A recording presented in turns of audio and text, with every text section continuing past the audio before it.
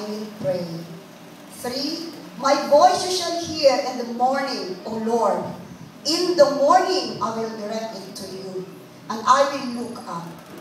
For you are not a God who takes pleasure in wickedness, nor shall evil dwell with you. 5, the boastful shall not stand in your sight. You hate all workers of iniquity. My brothers and sisters in Christ, the title of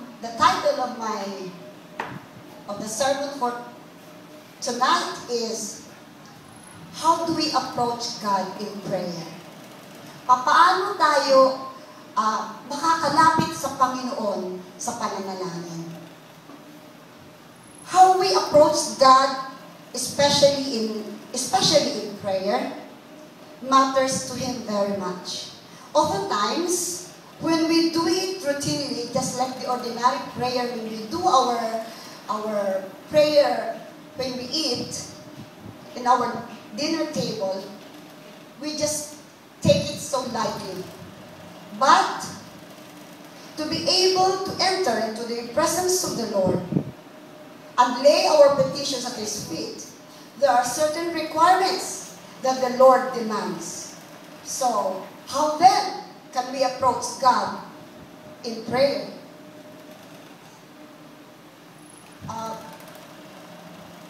Ang ating, sa Tagalog po, paano nga tayo talagang makakalapit sa ating Panginoon sa panalangin kung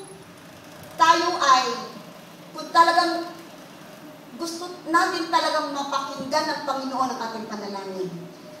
May 4 na puntos po ako dito.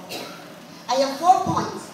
First point is, we can approach God in prayer with holy hands, godly heart, and a righteous heart.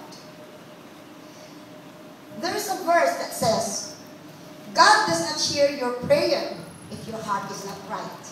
At yun ay isa verse na nakalagay dito sa first point ko.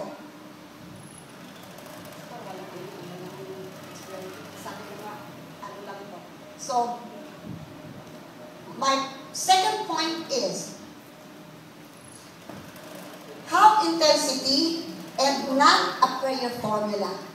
When you pray to God, pray intensely. Huwag yung may sinusunod kang panalangin na kagaya ng paulit-ulit na panalangin.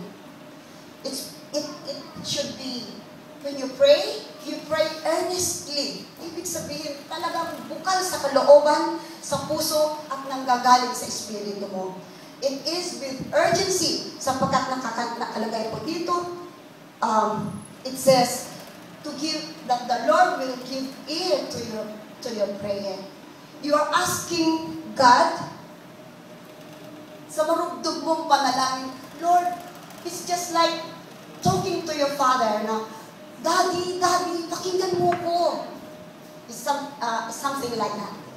And because when we pray that way, the Lord likes it that way because it is a way of making lambing to your Father. The third point is persistence. Not only will we need something that we should pray. We should pray repeatedly. We need to continue to pray always. Always. Even if you know that it is hard or difficult. Kagaya nga an example of this is the woman who keep on going, following Jesus, na maski na ang sinabi ng Diyos na Jesus ay, ikaw ay parang aso. Pero ang sabi niya, maski nga yung aso, Panginoon, ay pumupulot ng mumo. And she was so persistent, and that's why Jesus said, ang kanyang faith, ang kanyang pananalangin, ang kanyang paghinga ay isang napaka-persistent thing.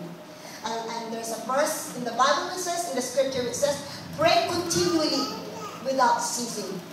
Yun ang gusto ng Panginoon. And the last point is expectation. We should pray in faith and not in doubt.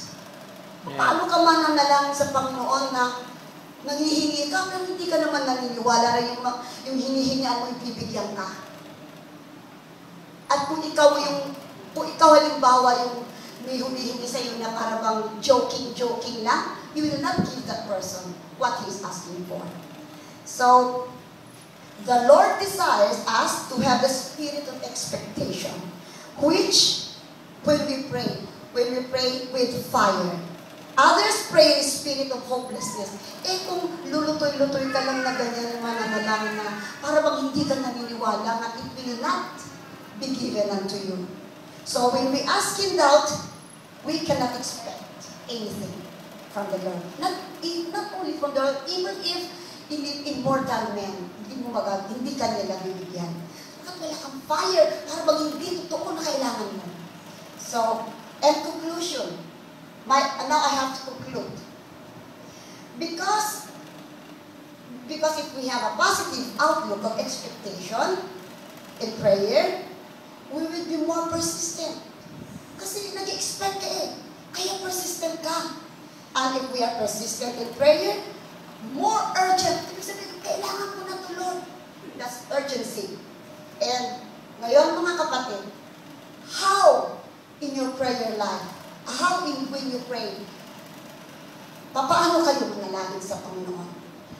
Kung wala pa kayo sa 3 puntos na ito, 4 na puntos na ito, it's time for you to look at to assess your prayer life, to see if it is according to what God wants. Kasi if you will follow this, the Lord will surely be happy and He will surely give you the wishes of your heart. Thank you for your attention.